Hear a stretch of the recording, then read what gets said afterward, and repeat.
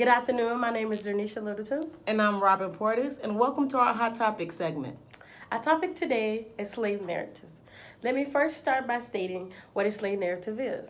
A slave narrative is a type of literary work that is made of written accounts of enslaved Africans in the Great Britain and its colonies, including the later United States, Canada, and Caribbean nations. Yeah.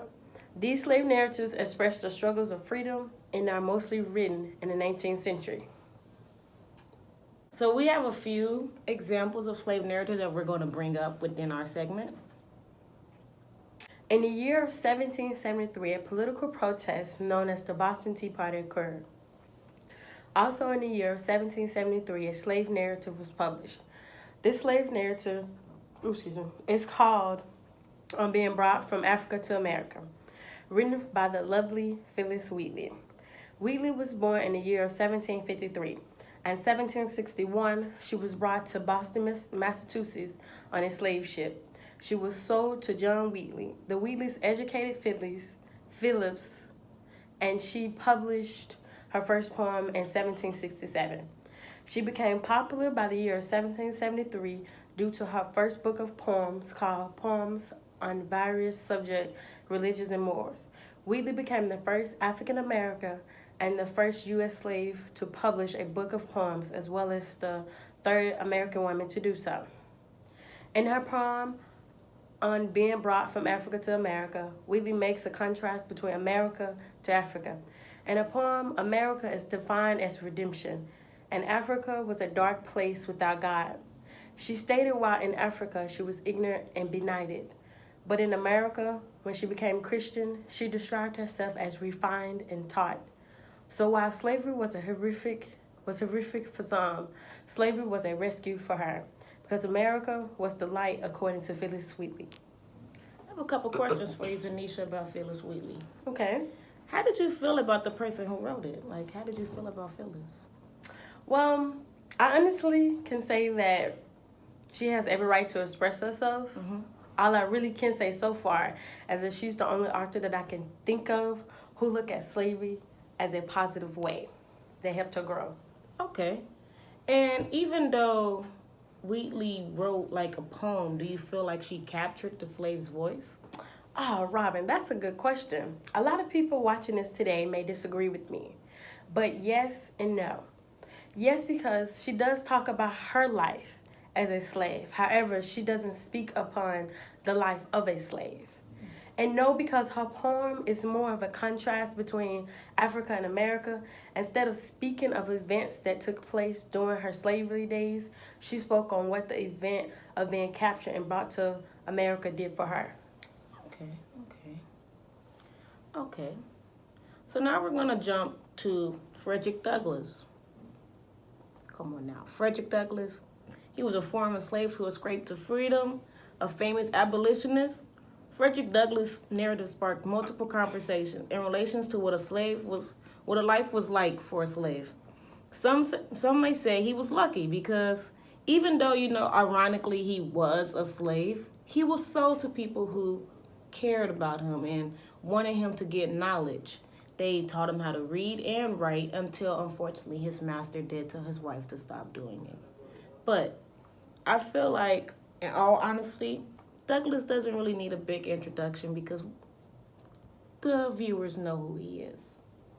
Okay. So I have some questions for you. How do you feel about the person, Frederick Douglass?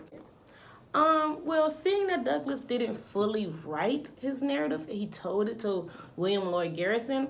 I'm not saying that, Garrison could have swindled some words, switched up some phrases here and there, but I'm saying, we don't know, because then some people say, his second autobiography, My Bondage, My Freedom, was a lot more radical. He was speaking a lot more powerful, but that's because Frederick wrote that himself. So the question comes to, was all the words in the narrative his? That was a good response, Robbyn. Thank you. Moving into another century. In the year of 1829, all sorts of things were happening, like Andrew Jackson was sworn in as our seventh president. The British Empire passed the Roman Catholic Relief Act, and the Jersey jumper Sam Patch lost his life, and 125 died into Gazette's Falls. But in American literature in 1829, everyone was taken by Equana slave narrative. Equana was born October 16, 1745. He was kidnapped as a child and sold into slavery. At the age of 11, Equana's name was changed to Gustavus Vasas by his slave owner. In 1763, he was sold to Captain James Doran and then sold to Robert King. Eventually, Equana saved up enough money to buy his freedom. Equana knew the best way of arguing against slavery was to write his slave narrative. He wrote the first slave narrative ever, called Interesting Slave Narrative of Equana, which was published in 1829. In his narrative, Equana writes about his experiences as a slave. He went into detail about how he became a slave, the multiple times he was sold, how he was beaten, and how he had to work to buy his freedom. In other words, he described the life of a slave. Okay. I have a question for you about Equana. Mm-hmm. What do you feel like made his piece so important? In my opinion, besides the fact that his piece helped the abolish cause of slavery, the personal feeling and the very descriptive details he provided was and still is important. Good answer, good answer. Now we're gonna make a switch as well. Now for one that not too many people know of. Harriet Jacobs was at first ironically in a happy slave home because once again she was a slave, so wasn't really happy. And because her original mistress taught her how to read and sew, even though it was against the law. Unfortunately, when her mistress died, she was given to her mistress' niece, who was only 3, which means that technically she was owned by the father. And the father was very abusive towards Harriet. He used to whisper stuff into her ear, physically abuse her, and he used to try to pursue her sexually. So Harriet gave up her body to a young man who was a lawyer and was unmarried and was also white and had a kid by him, and that she thought that was going to stop it, but it didn't. So instead, she decided that she was just going to have to escape. So she escaped and lived in that lawyer's attic, like a little crawl space, for 7 years until she felt like she needed to escape again to secure her spot for her and her children.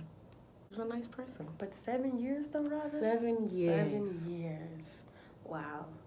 Hardship. Rats, mice crawling all over her. 7 years. I wouldn't make it. I wouldn't have made it either. I couldn't. So my question for you today, Robbyn, is what made her piece so important? Harriet Jacobs, to me, kick-started the conversation of what women went through during slavery. She gave her first-hand account of everything that she endured in order to not only secure her place for herself, but for her children. Harriet also started a conversation about the sexual abuse that most women went through in slavery and had to endure because they had no other choice. They were slaves. Jacob's narrative is a blueprint into what other women could have been through in slavery, and it starts up that conversation and makes people think, wow, this was really bad. Yeah. Well, that is all we have for you guys today. That's all the hot topics. Thank you guys for watching. And again, I am Ziernicia Littleton. And I am Robbyn Portis.